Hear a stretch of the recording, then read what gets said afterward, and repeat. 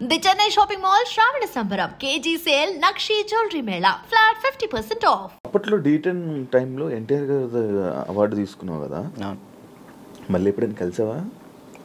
మళ్ళీ అంటే ఆయనే గుర్తుపట్టి ఎయిర్పోర్ట్లో ఎన్టీఆర్ సార్ గుర్తుపట్టారు. నేను అసలు పిచ్చోనైనా ఆయన నన్ను గుర్తుపట్టు ఏంటంటే ఏదో న్యూ ఇయర్ పార్టీకో ఇటు వెళ్తున్నారు, చాలా మంది వెళ్తున్నారు. రానా గారు, రాజమౌళి గారు, అనుష్క గారు, చాలా మంది వెళ్తున్నారు. అయితే నేను ఇట్లా మిర్రర్ దగ్గర స్పెట్స్, అప్పుడే ఎయిర్పోర్ట్ మనకి ఈవెంట్ ఉంటే నేను ఎయిర్పోర్ట్లో ఉన్నా, స్పెట్స్ చూసుకుంటూ ఉన్నా. గుర్తుపట్టారు, ఆయన రమ్మని అన్నారు. ఆ బాడీ గార్డ్స్ ఉంటారు కదా, వాళ్ళు వచ్చి రారా అన్నారు. అంటే ఎవరన్నా ఏందన్నా, ఆయన ఎంత ఎత్తున్నాడు ఏందన్నా అంటే ఇట్లా అంటే పక్కకి తీసుకెళ్తే అక్కడ చూడంగానే ఎన్టీఆర్ సార్ ఉన్నారు. నేను అసలు చేదు వణికిపోయినాయి. అంటే అక్కడంటే డ్యాన్స్ చేసే మూడ్లో ఉన్నాను కదన్నా, అక్కడ ఎన్టీఆర్ సార్ ఉన్నారు, వాళ్ళు ఉన్నారు, వీళ్ళు అసలు ఆ మైండ్లో లేదు. ఇది కొట్టాలి, సంవత్సరం పాటు నేను కష్టపడిన, నా కింద మా మాస్టరు, నా స్టూడెంట్స్, మా ఊళ్ళో ఎంతమంది కష్టపడ్డారు, ఒక్కడి మీద ఆధారపడి ఉంది. అది 1 year కదా అప్పుడు షూట్? 1 year. అది అప్పుడు 1 year షూట్ కదా ఒకటి. ఇప్పుడు 6 months. 6 monthsలో అయిపోతుంది. అసలు నరకం అన్న, ప్రతి షెడ్యూల్కి 1 year పాటు హాస్పిటల్లో ఉన్నాను నేను. దానికైతే అది అంత కష్టం ఉంది కదా. ఆ టైంలో మా ఎన్టీఆర్ సార్ని నేను ఊహించుకోలేదు. మా పక్కన ఎన్టీఆర్ సార్ ఉన్నారు, నా చేయబట్టుకున్నారన్న థాట్లో లేను. ఈ ఎయిర్పోర్ట్లో సడన్గా నన్ను ఎన్టీఆర్ సార్ గడవగానే నాకు మొత్తం వణికిపోయినాయి. బాగున్నా, మంచి పొజిషన్కి వెళ్ళు, ఆల్ ది బెస్ట్ అని చెప్పేసి థ్యాంక్స్ అన్న. థ్యాంక్ యూ అన్న. ఆయనే పిలిచారు. హీరోలు ఇంకా ఎవరైనా గుర్తుపట్టి ఏమైనా కాంప్లిమెంట్స్ ఇచ్చిన రోజులు ఉన్నాయి? సుధీర్ బాబు గారు, హీరో సుధీర్ బాబు గారు రమ్మన్న, పర్సనల్గా అక్కడ మా ప్రాక్టీస్ చేయించాను. ఇంకా అంతే. సుధీర్ బాబు గారు. కానీ నీకు ఇంకా వెళ్ళాలి హీరోలకి పర్సనల్ ట్రైనింగ్ అలాంటి ప్లాన్స్ లేవా మరి? అంటే కొరియోగ్రఫీ ఉండిపోవడం కాకుండా మనకి పిలిస్తే వెళ్తాం, మనం పోయి వాళ్ళతో మాట్లాడలేదు. కాంటాక్ట్స్ లేవా? అసలు నేను ఎవరితో ఏం మాట్లాడాలో తెలియదు అన్న. అంటే ఇప్పుడు మనం ఏమన్నా భయం, ఒకటి భయం ఉంది. ఇంట్రోవర్టా నువ్వు? ఏమో తెలీదు, ఇంట్రోవర్ట్ అని నాకు తెలీదు. మరి నాకైతే ఒక భయం ఉంది, ఏమనుకుంటారు ఏంటో, మనం మాట్లాడితే తప్పుగా ఏమైనా అనుకుంటారా, వాళ్ళ పొజిషన్లో ఉన్నారు, మనం కొంచెం వెళ్ళినా అప్పుడు మాట్లాడవచ్చు. ఇప్పుడు మీరున్నారన్న, అన్న ఇది కావాలన్నా అని మిమ్మల్ని అడగగలుగుతా ఏదైనా.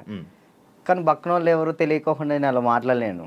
అంటే ఒక్కరోజు పరిచయం ఉన్నా మాట్లాడగలుగుతా, కానీ ఆ ఒక్కరోజు పరిచయం అవ్వదు. మనకు నార్మల్గా వెళ్ళి ఏ డైరెక్టర్ల దగ్గరికైనా ఎక్కడికైనా ఆఫీసులకి అటు ఇటు తిరిగి ఆఫర్స్ అడిగితే కదా వస్తాయి. ఆఫర్లు వచ్చినాయి అన్న, డైరెక్టర్లు సాంగ్స్ ఇస్తా అన్నారు. ఇప్పుడు కూడా ఉంది, 4 సాంగ్లు ఇస్తా అన్నారు ఒక సినిమా. కార్డుకు దగ్గరికి వెళ్ళి అక్కడే ఎవరి దగ్గర రోజు ట్రై చేయొచ్చు కదా మరి. కార్డుకి కూడా వెళ్ళిన, కార్డుకి కూడా వెళ్తే 1 year ఆగండి అన్నారు. మరి డాన్సర్కి ఎందుకు తీసుకోలేదు? ఇప్పుడు డాన్సర్ చేస్తే మళ్ళీ కొరియోగ్రాఫర్ కార్డ్కి ఇంకా టైం పట్టిద్ది. ఇప్పుడు డాన్సర్ కార్డ్ తీసుకున్నాను, టైం పట్టిద్ది. ఇప్పుడు సాంగ్లు పోతాయి. అప్పుడు ఇప్పుడు ఫస్ట్ నీకు కావాల్సింది కొరియోగ్రాఫర్దే, ఇంకే కార్డు వద్దు. ఫ్యామిలీ ఎలా ఉన్నారు? అప్పుడు అమ్మని చూసుకుంటారు, ఇల్లు కట్టాలి, అవన్నీ అయ్యాయి అవన్నీ? స్థలం అయితే తీసుకున్నా అన్న, కట్టాలి. మమ్మీ నేను అంతే, మమ్మీ నేను చెల్లి. డాడీ వెళ్ళిపోయాడు, తెలుసు కదా మీకు. డాడీ వెళ్ళిపోయారు, ఇక ముగ్గురు వాళ్ళిద్దరిని చూసుకుంటూ హ్యాపీగా ఉన్నాను. చెల్లి మధ్య లవ్ మ్యారేజ్ చేసుకుందంట? అయిపోయింది, మ్యారేజ్ అయితే అయిపోయింది చెల్లికి. Love marriage?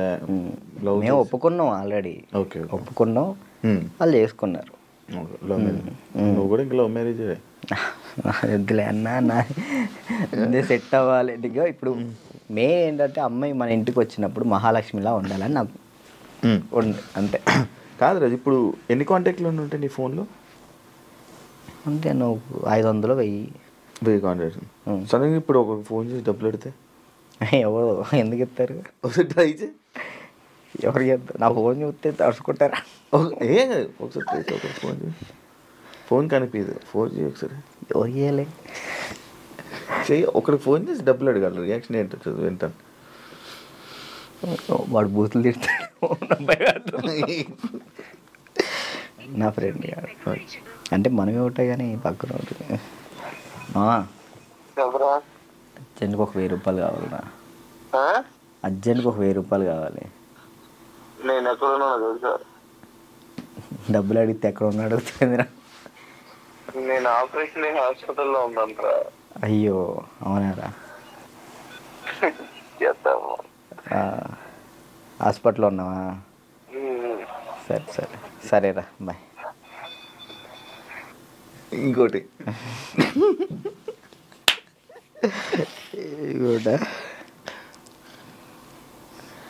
అంటే నీ ఫ్రెండ్స్ నీ కాంటాక్ట్స్ ఎలా ఉన్నాయి, నువ్వు ఏ పరిస్థితుల్లో ఉన్నావు చూద్దామని.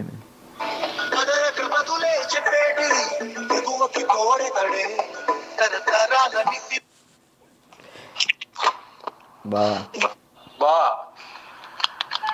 ఒక 1000 రూపాయలు కావాలరా. ఓకే బా. ఓకేరా చైనా దీనికి దీనికే. ఓకే చేసిన తర్వాత గుర్తు పెట్టుకోవచ్చు కూడా చేయవు. ఇట్లాంటి వచ్చినప్పుడే ఇంటర్వ్యూలో ఉన్నారా? ముర్లేంట కదా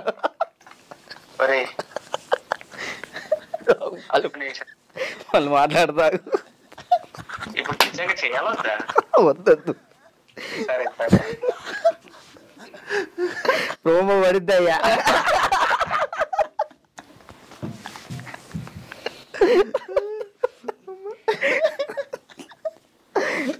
అబ్బా ఈడప్పటికి మాట్లాడు అనుకున్నా మాట్లాడు. ఇప్పుడు అకౌంట్లో ఇప్పటికిప్పుడు నీకు ఎంత ఉంది? ఒక 23,000 ఉంది. ఇందాకే పడ్డాయి వచ్చినప్పుడే. 23,000. మంత్లీ ఎలా గడుపుతున్నావు రాజు? ఒక మంత్ ఈవెంట్ వచ్చినప్పుడు ఆ ఈవెంట్ చేస్తున్నా. మమ్మీకి ఒక 10,000 ఇస్తా, నేను 10,000 యూస్ చేస్తాను. ఎన్ని ఈవెంట్లు చేస్తున్నావు మంత్లీ? ఒక 5 చేస్తాను. ఈవెంట్స్ బాగా వస్తున్నాయా? 5 వస్తాయి ఈవెంట్లు. ఒక ఈవెంట్ పే 50,000 తీసుకుంటా. 50,000 ఈవెంట్లు ప్రజెంట్ ఈవెంట్ మీద నడుస్తుంది అంతే. అది కూడా డీఫేమే అంతే. డీ రీసెంట్ ఇది ఐకాన్ వల్ల. మరి ఏం ప్లాన్ చేస్తున్నావు ఇప్పుడు ఫ్యూచర్లో? ముందు ఇల్లు కడదాం చూస్తున్నాను అంతే. ఏం ప్లాన్ అంటే అంత పెద్ద ఏం లేదు. కెరియర్ పరంగా కెరియర్ అంటే ఇది మెంటల్ టెన్షన్ ఉంటే ఇటు కెరియర్ మీద పెట్టుకోలేకపోతున్నాను. ముందు ఇది క్లియర్ చేసేసుకుంటే మొత్తం కెరియర్ మీద పెట్టుకోవచ్చు అని కార్డు కోసం వెయిటింగ్ అన్న. కార్డు వస్తే నా లైఫ్ మళ్ళీ డీటెన్ రాజు అని ఈజ్ బ్యాక్ అన్న. అది డీటెన్ రాజు ఇంకా ఉండిపోయింది, ట్యాగ్ పోదా? ఎంత ట్రై చేసినా పోవట్లే. నా ఛానల్ పేరు కూడా మార్చిన, రాజు రాయల్స్ అని పెట్టా కానీ అది కూడా రావట్లే, డీటెన్ రాజే వస్తుంది. అది ఎందుకంటే డీటెన్ రాజు ఉండిపోయింది, అది అసలు పోదా? నేను చాలాసార్లు అనుకున్నా డీటెన్ రాజు. సరే అన్న, డీటెన్ విన్ అయ్యాను కదా, తర్వాత విన్నర్ చెప్పు. ఎవరు? నువ్వు చెప్పు. డీటెన్ రాజు సరే నీకే తెలియదు, తర్వాత విన్నర్ ఎవరో కూడా ఎవరికి తెలియట్లేదు. అంతే అంతే. ఇప్పుడు ప్రెసెంట్ జాను ఈ అమ్మాయి విన్ అయిందని తెలుసు అంతే. తర్వాత ఎవరు విన్, అందుకే అలా ఉండిపోయింది. ఓకే, నువ్వే విన్నర్ అమ్మ. నువ్వు చాలా మందికి నీ తర్వాత మళ్ళీ విన్నర్స్ ఎవరు తెలియదు, గుర్తులేదు. అంటే ఉన్నాయి, కొన్ని ఉన్నాయి. సోమేష్ విన్ అయ్యాడు. సోమేష్, అభి, సంకేత్ విన్ కాలేదు. తర్వాత సంకేత్ డీ జోడి నా ముందల. ఓకే, కొరియోగ్రాఫర్ ఈ మనోడు డాన్స్ ప్లస్ ఇటు వెళ్ళాడు, ఇది చేయలేదు, మళ్ళీ డీ చేయలేదు.